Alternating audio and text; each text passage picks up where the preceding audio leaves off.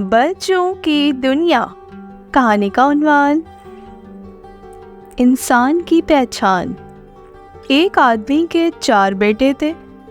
وہ چاہتا تھا کہ اس کے بیٹے یہ سبق سیکھ لیں کہ کسی انسان کو پہچاننے میں جلد بازی کا مظاہرہ نہیں کرنا چاہیے۔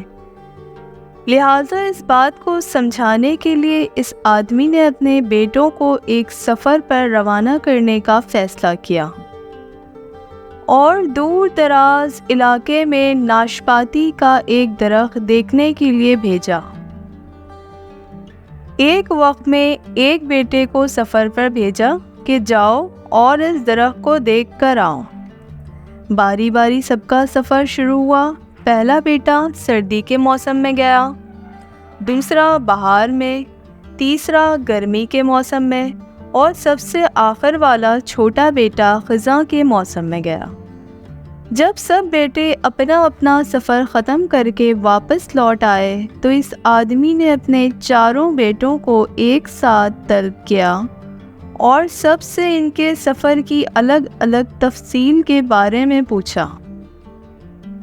پہلا بیٹا جو سردی کے موسم میں گیا تھا، اس نے کہا ابا جان وہ درخت بہت بدصورت ہے، جھٹکا ہوا اور ٹیڑھا سا ہے۔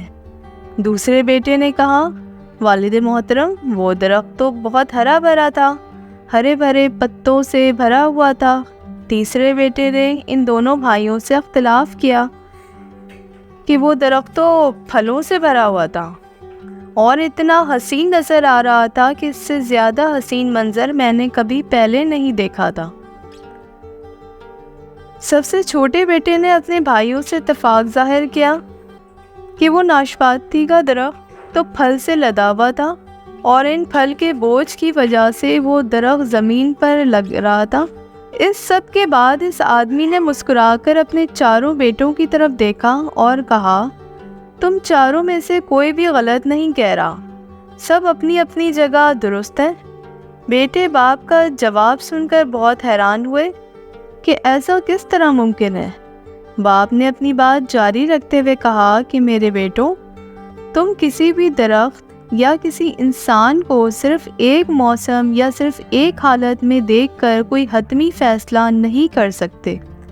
کسی فرد کو جانچنے کے لیے تھوڑا وقت ضروری ہوتا ہے۔